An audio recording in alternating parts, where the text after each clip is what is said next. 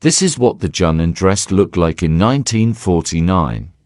And this is Kim Jones's 2023 version of it. Let's see what the comments say. Kim Jones has lost his mind. LOL, I thought this was making fun of how bad the new one is, then I saw this is the Dior account. They didn't understand the assignment. Jump scare. Rest in peace. Was sacrificing elegance for shock value worth it though? At Dior. I feel like so many fashion heritage houses are rejecting their traditionalist roots and adopting trends derived from mainstream media. It's clear in the reaction. Feminine women feel forgotten by the very house they felt empowered by. I mean, the entire movement of the new look was to celebrate femininity after the utilitarian period during World War II. Fashion is about identity, and the very group of people who were your first cheerleaders, the ones you touched, have felt forgotten. By the way, I would be just as disappointed if Rick Owens started looking like Elle Woods, because this is about celebrating the very group of people who we told to celebrate themselves. My name's Nicole, and I talk about the intersection of sociology and fashion. Please subscribe if you enjoy this kind of content, and give it a like because it apparently helps with the algorithm. Thanks! In this video, we're talking about the slipping identity of heritage houses, and I'm using Dior as a case study. No hate to Dior, they're doing a lot of things right, but in this I just want to focus on the part that's breaking a lot of people's hearts who were their first cheerleaders. I'll discuss where I think many heritage houses are going wrong, the changing model of capsule to trend, and the effect this has on your core identity group. Where are fashion heritage houses going wrong? Quick story, I was in fashion design school and I had this fashion marketing class. This was recent, just last fall. Side note, I dropped out to pursue my own fashion brand. I'm also still a PhD student. I'm developing the brand while doing my research work. That's a whole nother story. Back to the program. So my teacher actually worked for Dior. She was a huge Dior lover, and I had to give this presentation on how I think Dior is doing in its marketing, as well as its products and kind of how that syncs up. I knew I was going to get into all the points that I'm going to get into this video, but I first asked her a really important question. What made you fall in love with Dior? Instantly, she told me about the new look. She had this big smile talking about the celebration of femininity. She would think of her mother. I mean, you could see the connection she had. I showed her some looks from the latest runway show and I asked her how it made her feel. She had a similar reaction to a lot of the comments from the TikTok video. I say this to emphasize the feeling of loss that many lovers of these various heritage houses are feeling. I think the fundamental mistake are selecting designers that don't necessarily align with the core identity of the brand. They're not celebrating that identity. And it's not that these aren't great designers who have important perspectives to share, but they're expressing something very different than what Dior, Balenciaga, whoever intended. I noticed many designers being selected for these heritage houses are ones that embody ideas from mainstream media. To me, this is a strategy of trend following.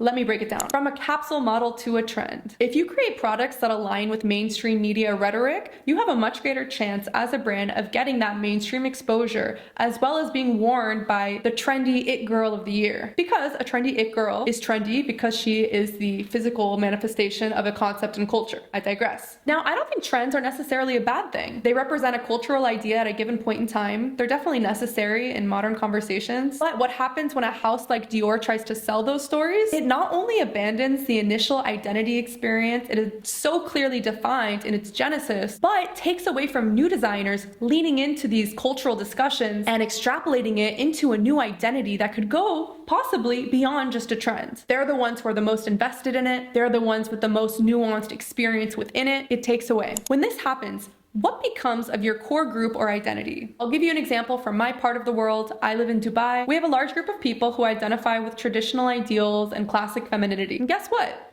People love Dior. And it's because they love the history, the image, what it had sold to them as a concept. But I never see people wearing Dior clothes. Okay, I do see the Europeans who come here, live here for a couple years, and then bounce, wear Dior clothes, but that's another story. I'm talking about this core group of people who would be Dior's concept of an ideal clientele. Instead, they wear the handbags, they wear the shoes. They would never wear the latest collection of Dior because it's just too trendy. It's not classic enough. It's not celebrating classic femininity. The bigger problem here is not even that they've been forgotten, is they're actually being rejected. What I'm going to read to you is literally a PR nightmare if it ever picked up in this region. I went to Maria Grazia's Instagram. This is the creative director for Dior Women. She posted on Instagram about her position of modesty. She's essentially talking about how nudity is a very empowering thing, which fine, if you have this perspective, okay. But then she goes on to, instead of focusing on what she feels empowered by, dismisses the way in which other women feel empowered by. Oh, this makes me so sad, actually. Nudity makes people angry because displaying the lack of shame for one's own body is seen as an aggression to morals. This dress plays homage to the beauty of women's bodies in a moment when, in certain countries around the world, their reproductive rights are threatened, their freedom to study and work is taken away, the right to a peaceful life is trampled by war. There is so much need for progress right now. A dress that is unapologetically claims each woman's rights to shine, celebrates the power of women as subjects and not only objects of desire. It shows that no woman should live in fear and disadvantage and poverty or feel shame for being born a woman. This is such a misunderstanding of what modesty means to so many women around the world. And look, if you want to have feelings about a group of women in which you will never and have never understood, that is your own identity experience. But to represent Dior, who has always celebrated woman, traditional, feminine empowerment, and come back with this modern, Eurocentric concept of what female empowerment means is